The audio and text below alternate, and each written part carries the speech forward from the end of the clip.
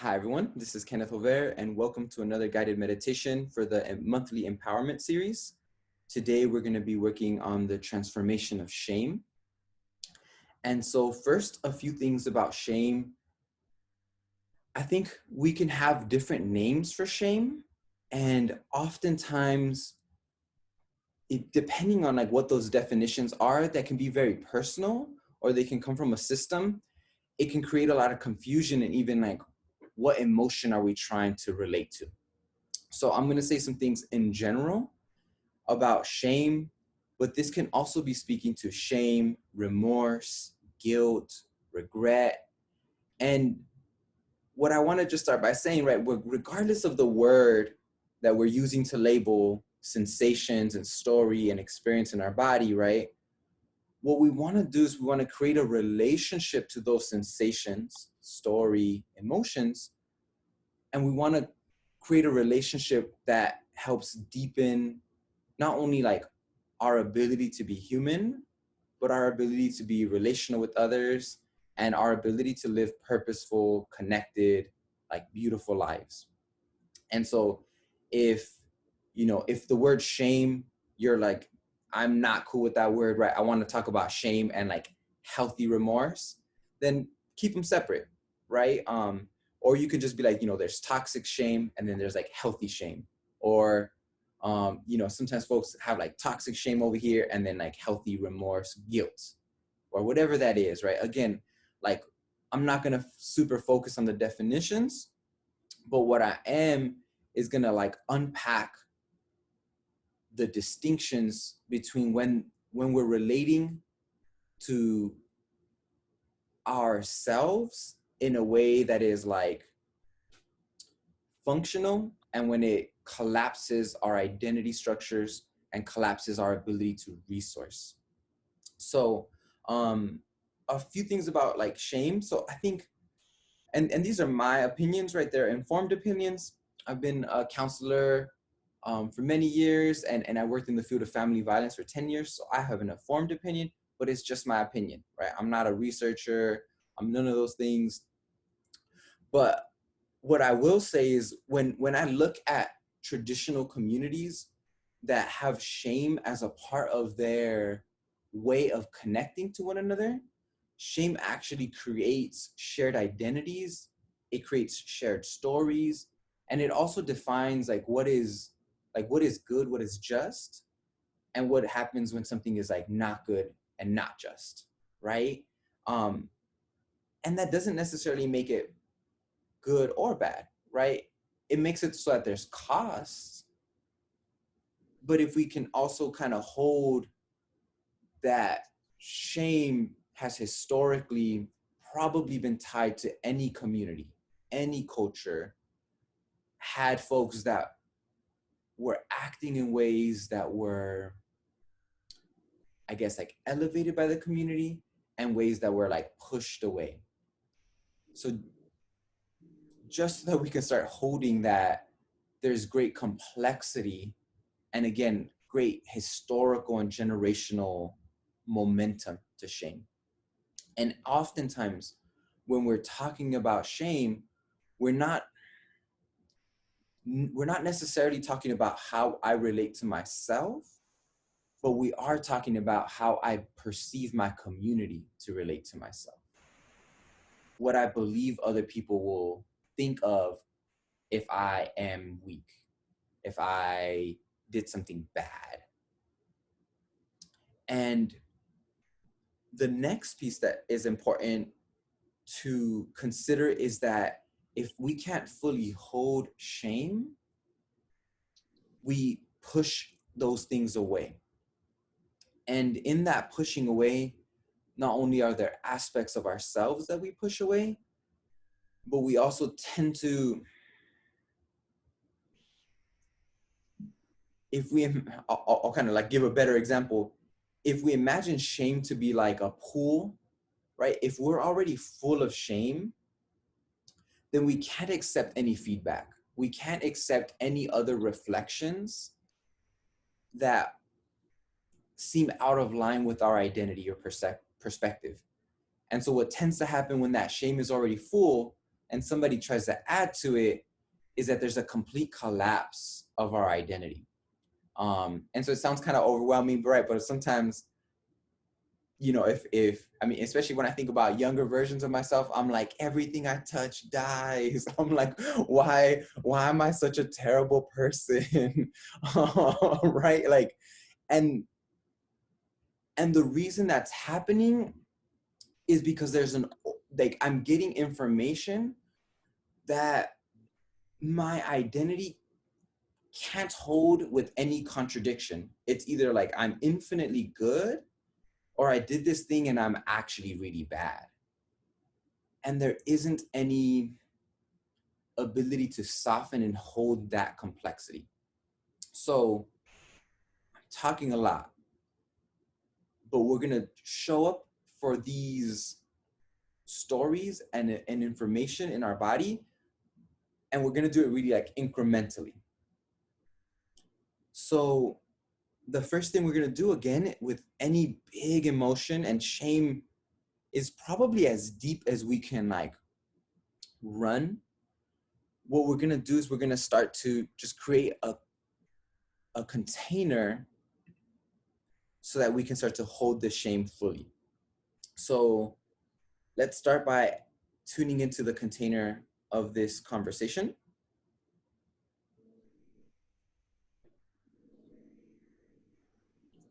And we're tuning into the folks that are here present in this live, and folks that are listening to this as a recording.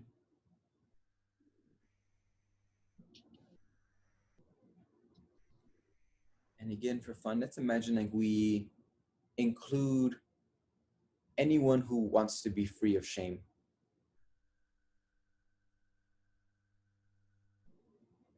Anyone who wants to feel seen, honored, valued, loved, respected by themselves and their community.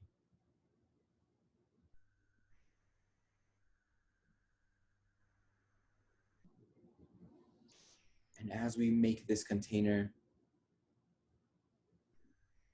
our intention is that we are individuated within it, but we're held in this space of big resources, of love, of support, because this shit is tough. Good.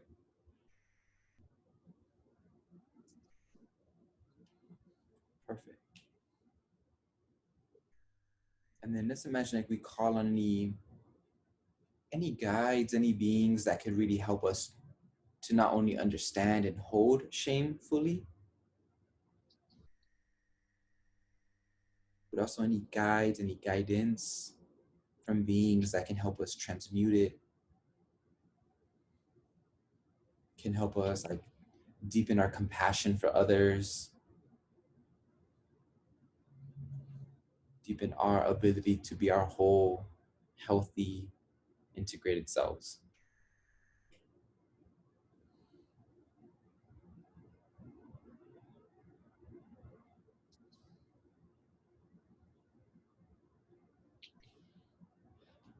Good.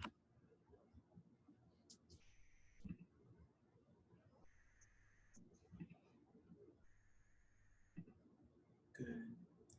And I'm going to speak to some things which often cause shame. And these aren't limited to these things, but oftentimes, like, shame can emerge when we harm somebody, whether we did it intentionally or not. When we find out that something that we did hurt somebody we care about. Or shame can come up when we were just not aware of something. We did something and it was like out of touch with other people's experiences, or we spoke over somebody, or made an underhanded comment that we weren't intending to. Shame can come up when we're watching ourselves act in a way that's out of alignment with our beliefs, with how we were raised.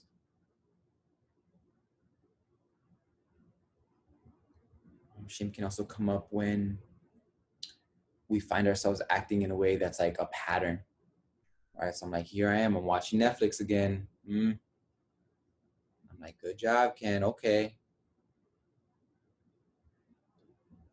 And I want us to, if any of those things kick something up, or you can just ask your awareness to kind of bring up moments when there was big shame.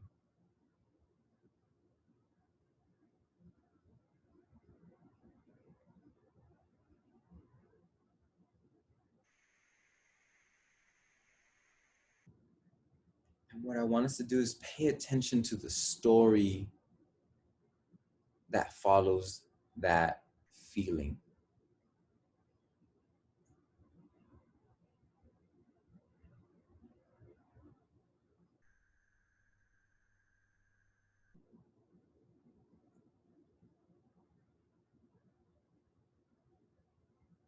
Oftentimes here there can be the story that I'm not good enough,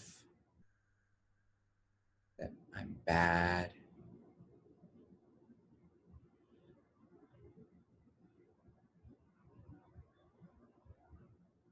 It could be that like I'm not trying hard enough, I don't listen, I'm not trying, I don't deserve XYZ.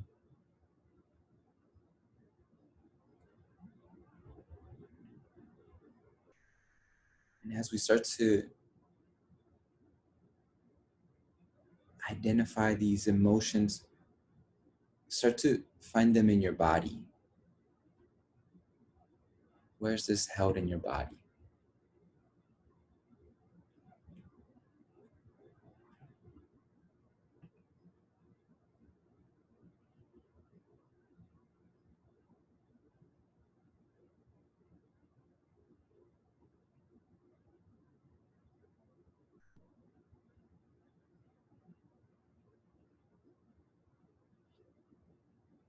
And we've been working with emotions, so just kind of notice what's different about shame when we compare that to grief or to anger.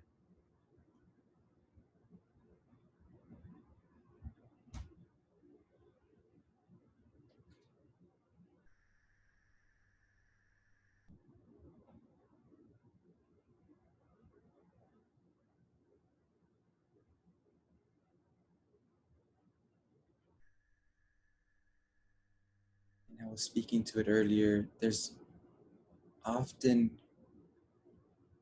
a community piece that comes with shame. There's often a voice that comes from an external source. And just kind of see if that's true for you in this moment.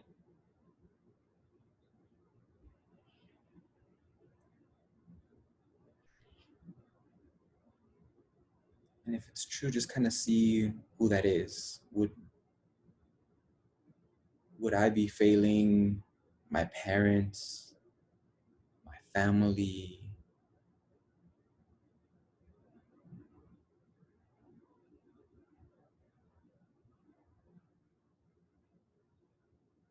It can be just ourselves, but just see if there's some other folks there.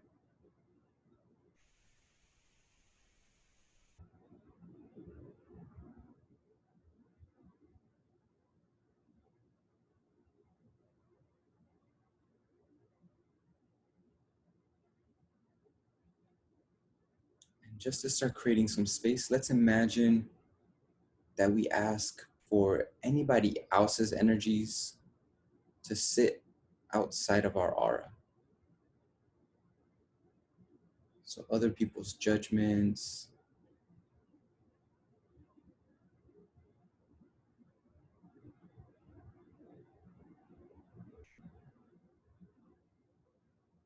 the things they told us, the words they used.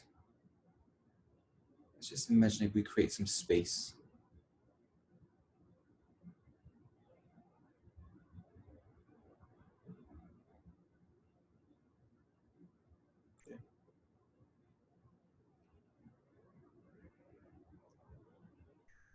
one of the things that makes shame so sticky is that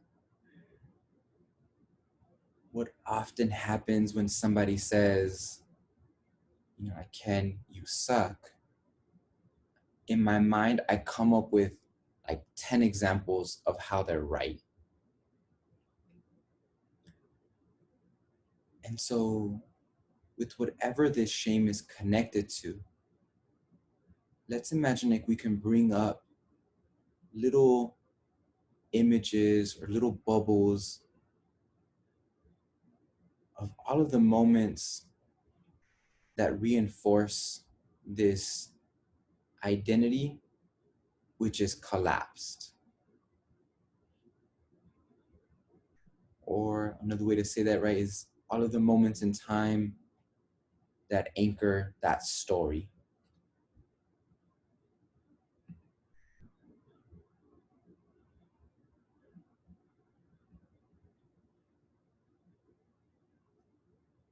And I like to imagine like I set them in front of me like a little Polaroid picture.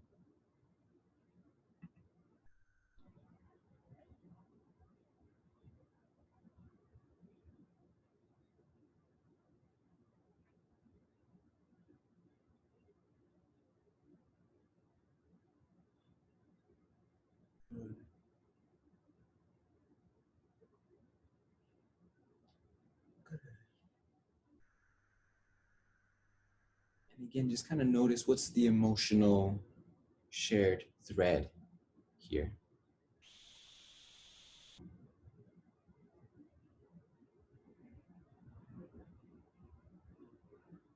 And again, we might find that it's like, this is why I'm not good enough, or this is why I don't have good things, I don't take care of them.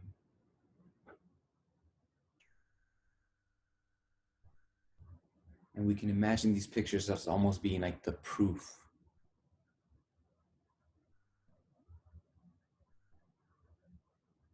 Or the examples of why I should relate to myself that way.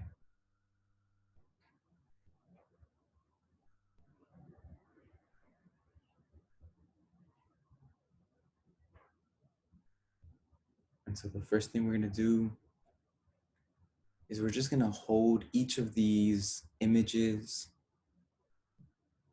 each of these examples, and let's just hold them with really big compassion. Again, shame really sucks. And also, it's really desperately trying to create something. It's probably trying to encourage some type of behavior. It's trying to encourage us to be responsible or grateful or present, or even just like limiting behaviors to certain things that are acceptable or not. And I'm not saying any of these things are cool, but let's just really try to understand, what is this shame trying to get me to do?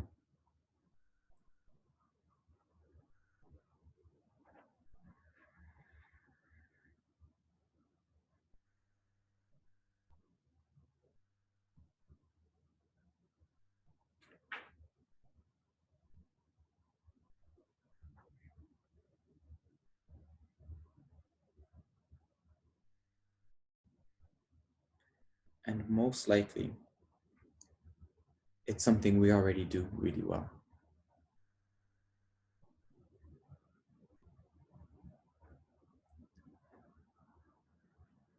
And just see if we can let our shame know that.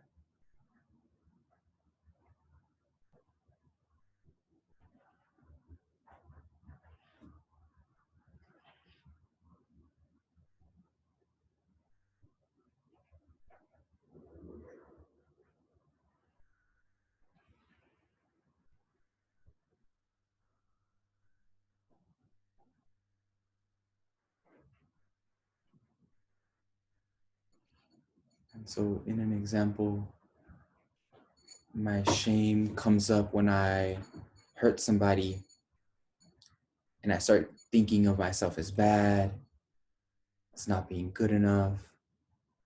The hope in the shame's perspective, we could say, is that then I'll like be really committed to being good. And the hope is that the crushing of myself will create commitment, will like refocus myself. And again, it might be communal, it might be ancestral. But let's just let those energies know that they're not really helping, that they kind of make it harder to grow. And if they were really wanting to support growth,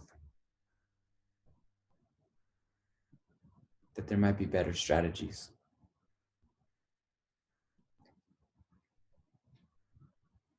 And so just share a few strategies that might actually support you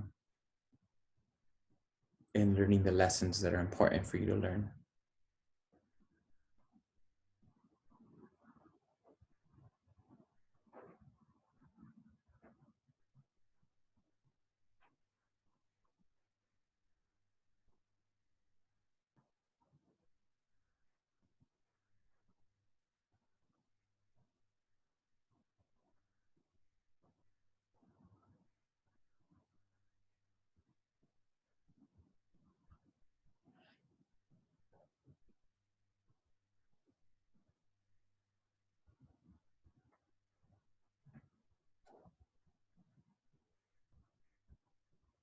Or there might even be like coping strategies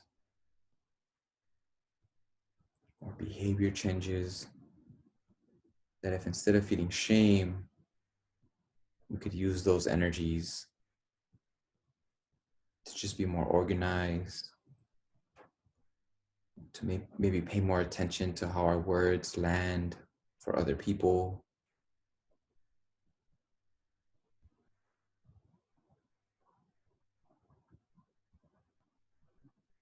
Maybe we can use that energy to set better boundaries with our family, with friends.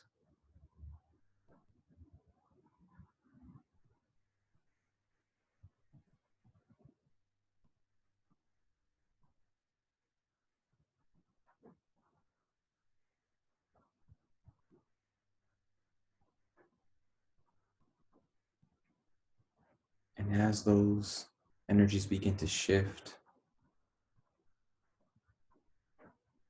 let's imagine if we bring a golden universal energy in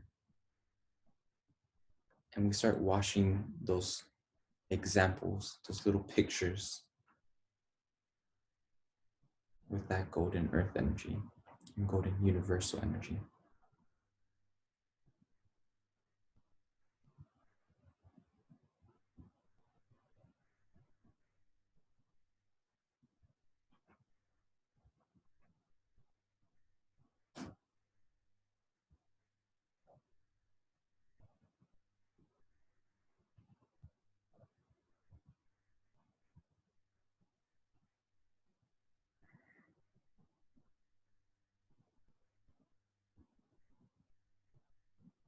And as those pictures begin to either dissolve, or sometimes I like to imagine they like explode.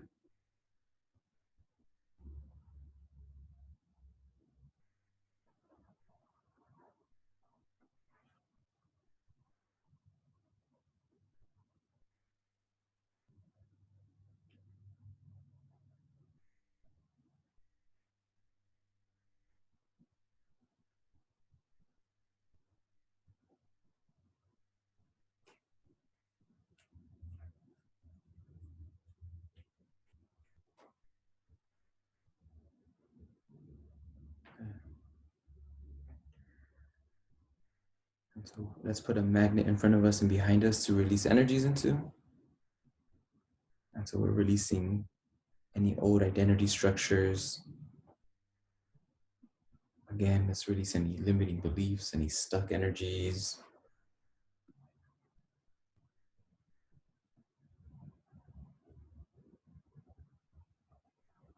I'm going to drop those to the center of the earth. Let's imagine if we clear our grounding cord and bring up a brand new grounding cord. And let's just like really tap into the really gentle earth energies.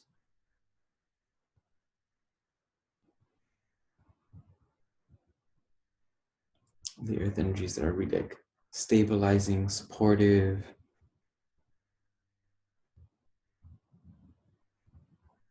And also the earth energies that can really support us in anchoring a new identity.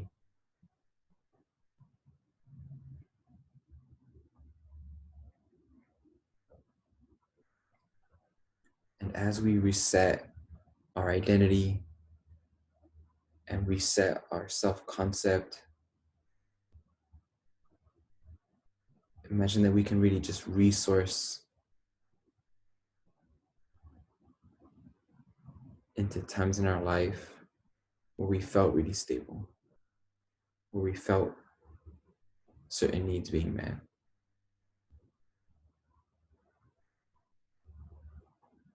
Moments where our self-concept could be really healthy.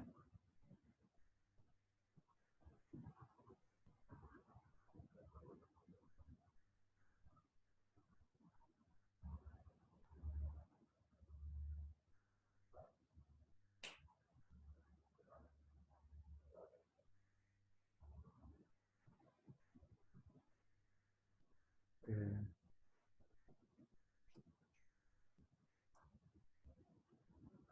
Good.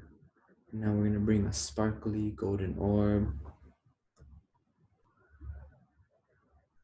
And let's imagine that we recall our authentic energies, but we also recall any soul fragments and any identity fragments.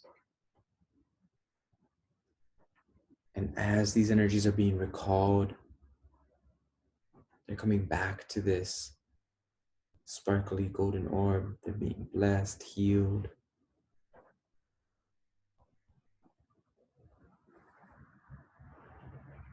And imagine that we can just start to welcome home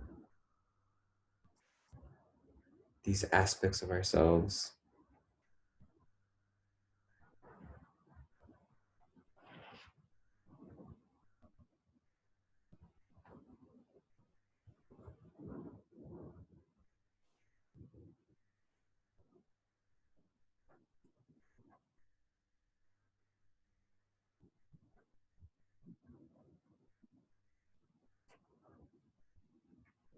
And as they get beamed in from the bottom of our feet to the top of our head, imagine that we offer them back in time, giving permission for any like healthy references during developmental stages that were missed.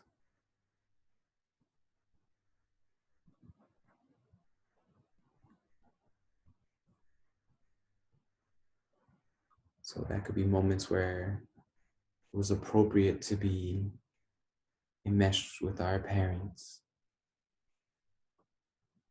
allowing us to really fully have had that experience,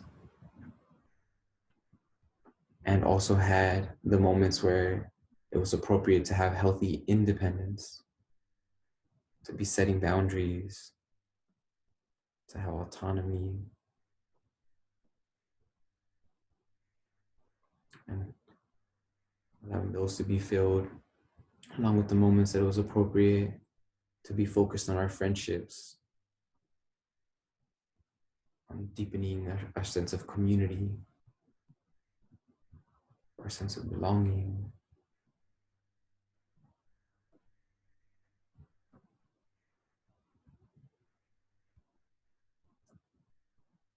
And as these energies are offered back, imagine that they're healing us back in time And that healing us back in time gets to be woven into the present. And it evolves our present coping skills, adaptive strategies, our resilience, our willingness and capacity to show up for difficult emotions, for challenges.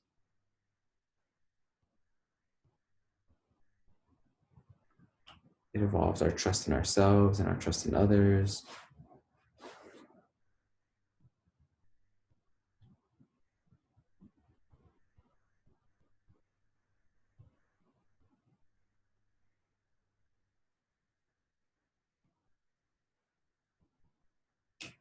Good. And then one more time, we're going to tune into that group container and just imagine that they throw the biggest party for everyone, for all of the work that we did.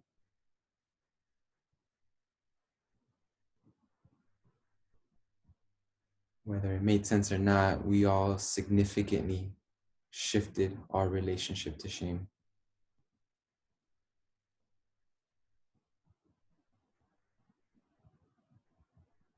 And because we did that, we significantly shifted humanity's relationship to shame.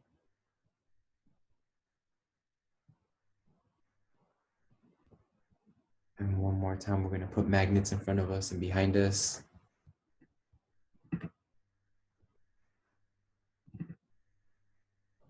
We're going to release blocks, stuck, heavy energies.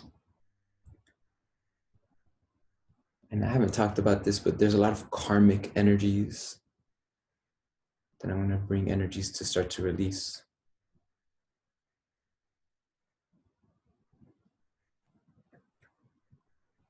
And just for fun, I like to clear with fire. I like to clear with lightning.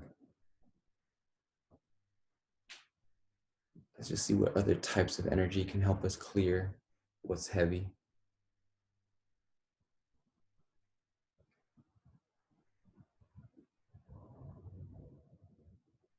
Good. One more time, we're going to hit a reset button on our identity and self-concept.